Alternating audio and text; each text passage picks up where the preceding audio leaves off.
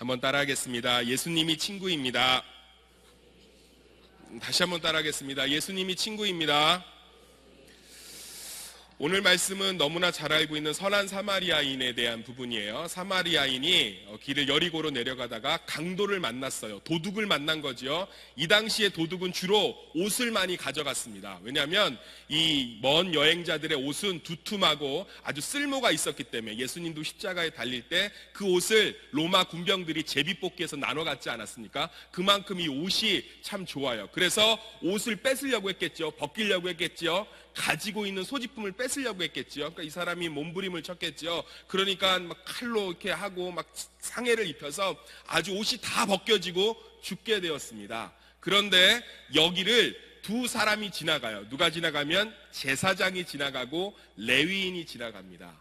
한 분은 지금으로 얘기하면 목사님 같은 분이 지나가고, 또 한 분은 또 이렇게 그 교회를 위해서 섬기는 그런 어떤 직분자, 어른이 지나가는 거죠. 그런데 자기의 이유로, 여러 가지 이유로 이 강도 만난 자를 외면하고 갑니다.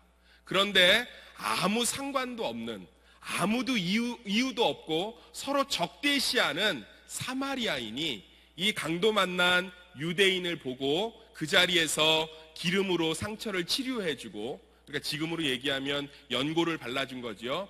그리고서는 가까운 여관으로 데려가서, 여관은 그 당시에 병원 역할도 했습니다. 상처를 싸매주고 치유해주라고 돈을 주고, 내가 조금 있다가 돌아와서 그때 돈이 더 필요하면 더 줄 테니까 이 사람을 돌봐주십시오. 엄청난 사랑이죠. 오늘 이 이야기를 꺼내는 배경에는 예수님에게 한 율법교사, 율법 선생님이 질문을 던집니다. 어떻게 해야 영원한 생명을 얻을 수 있습니까? 그러자 예수님이 이렇게 얘기합니다. 하나님을 사랑하고 이웃을 사랑하면 영원한 생명을 얻을 수 있지. 그러자 이 율법 선생님이 자신감에 충만해서 얘기합니다. 이웃을 사랑한다는 것은 무엇입니까? 그러면 아마 예수님께서 이웃에 대해서 얘기해 줄 거예요. 네 주변을 도와주고, 네 주변에 있는 사람들의 손을 붙잡아주고, 어려운 사람들을 도와주렴. 이러면 율법교사는 아마 자신감 있게 얘기했을 거예요. 그렇습니다. 바로 제가 그 일을 하고 있습니다. 얼마나 교회에서 열심히 섬기고 있는지 모릅니다. 얼마나 제가 교회 사람들을 사랑하는지 모릅니다. 교회에 새로 오는 새 가족들을 품어주는지 모릅니다. 얼마나 제가 교회 성가대로, 찬양대로, 악기팀으로, 교사로 열심히 봉사하는지 모릅니다. 저는 제 이웃을 정말 사랑하는 것 같습니다. 저는 영원한 생명을 누리겠지요? 이게 율법교사의 머릿속에 있었던 시나리오였어요. 근데 예수님은 오늘 갑자기 이 선한 사마리아 이야기를 꺼냅니다. 유대인과 사마리아인들은 원수 관계였어요. 그리고 여기 강도 만난 자는 거의 죽게 되어 살 수 있는 희망이 없는 사람이었습니다. 그런데 선한 사마리아인이 이 강도에게 무한적으로 사랑을 베풀고 있어요. 이건 불가능한 거예요. 이거는 지금 교회를 섬기라고 얘기하고 있는 얘기가 아닙니다. 이것은 교회에 오는 새 가족을 섬기라고 얘기하고 있는 부분이 아니에요. 이것은 내 주변에 있는 이웃을 사랑하라고 얘기하고 있는 게 아니에요. 이것은 나의 원수를, 나를 힘들게 한 사람을, 나와 아무 상관이 없는 사람을, 나의 금전적 손해, 나의 마음의 손해, 우리 가족의 피해까지 감수하면서 사랑하라고 얘기하고 있는 거예요.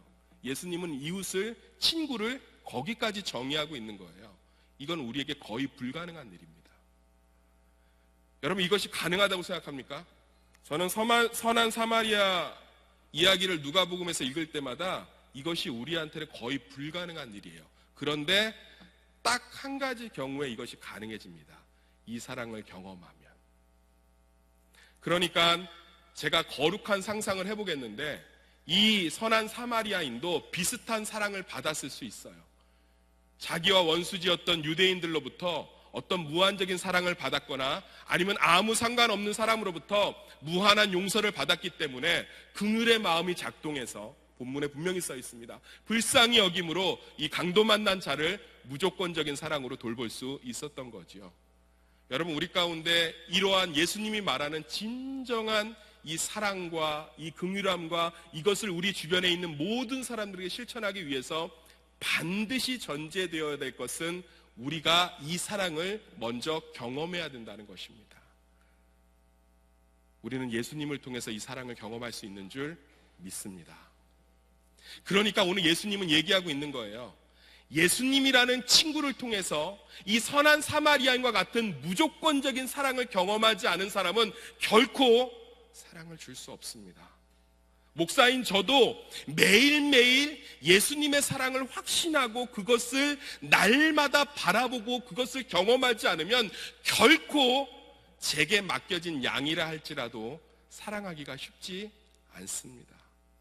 저는 이 자리에서 진솔하게 얘기할 수 있습니다. 저는 어제도 수많은 제 이웃을 미워했고 정죄했고 판단했고 분노했으며 그들을 증오의 대상으로 삼기까지 했습니다. 그런데 예수님의 사랑을 다시금 바라보고 예수님의 사랑을 다시금 느끼면 그 사람들을 사랑할 수 있고 그 사람들을 무한정으로 품을 수 있으며 그 사람들을 무한정으로 이해할 수 있는 것입니다. 여러분, 이 시간에 저는 여러분에게 말씀드리고 싶습니다. 예수님은 여러분의 가장 좋은 친구 되십니다. 우리 어린이 여러분에게 목사님이 당당하게 얘기할 수 있습니다. 예수님은 여러분의 가장 좋은 친구 됩니다. 이것은 상상할 수 없이 좋은 친구예요. 그러면 어떻게 예수님이 우리의 가장 좋은 친구 되시는지 말씀을 통해서 살펴보기를 간절히 원합니다. 첫 번째로 예수님은 우리를 불쌍히 여기십니다. 한번 따라할게요. 우리 어린이 여러분하고 다 같이 시작. 예수님은 우리를 불쌍히 여기십니다. 오늘 말씀 10장 33절을 다 같이 읽겠습니다. 시작. 어떤 사마리아 사람은 여행하는 중 거기 이르러 그를 보고 불쌍히 여겨. 사람은 절대로 다른 사람의 어려움을 100% 이해하지 못합니다. 그런데 그 어려움을 경험한 사람은 그 사람의 어려움을 이해할 수 있어요. 암으로 아버지를 떠나보낸 경험이 있기 때문에 제 교구에서 암 환자가 발생하면 누구보다도 그 가족의 마음을 잘 이해할 수 있습니다. 목사님이 머리가 굉장히 커요. 엄청 큽니다. 상상할 수 없이 커요. 그래서 미용실을 다니는 게 참 힘들어요. 왜냐하면 어느 미용실 가도 잘라도 머리가 자꾸 크게 보여서. 그래서 어느 날 병원을 갔는데 병원에서 점심시간이라고 그 2시에 문을 연다는 거예요. 기다리는 시간이 아까워서 병원 옆에 있는 미용실을 갔습니다. 그런데 마음이 되게 편안해졌어요. 원장님이 저처럼 머리가 컸어요. 그분과 저는 눈이 마주치고 미소를 지었습니다. 저는 그 의자에 앉아서 마음껏 제 머리를 원장님에게 맡겼어요. 원장님은 저를 이해하듯이 열심히 머리를 잘라줬고 저는 지금 그 미용실의 단골이 되었습니다. 서로 아픔을 알고 있는 거죠. 그러면서 이렇게 얘기해요.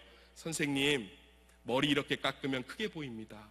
제가 이제부터는 좀 작게 보이게 해드릴게요. 그 말이 너무 신뢰가 되는 거예요. 저보다 더 크셨거든요. 지금 그 머리예요. 좀 작게 보이시나요? 여러분, 사람은 그 사람의 아픔을 겪을 때만 이해할 수 있어요. 놀라운 거는요, 예수님은 우리가 이 땅에서 경험할 수 있는 모든 아픔을 겪으셨다는 거예요. 할렐루야. 여러분이 어떤 아픔을 갖고 얘기하든 예수님은 그 아픔을 이 땅에 3년 동안 다 겪으셨습니다. 그래서 여러분이 아프면요, 누구보다도 정죄와 판단이 아니라 여러분의 아픔을 근본적으로 이해하세요. 우리 어린이 여러분 속상할 때 있어요, 없어요? 있어요. 네, 많아요. 아빠가 미울 때 있어요, 없어요? 있어요. 엄청 있겠죠. 힘들 때도 있고요. 어려울 때도 있겠죠. 그런데 예수님도 어린이 여러분과 똑같은 일들을 이 땅에서 겪으셨어요. 그래서 여러분이 어떤 아픔을 겪든지 예수님이 다 이해하십니다.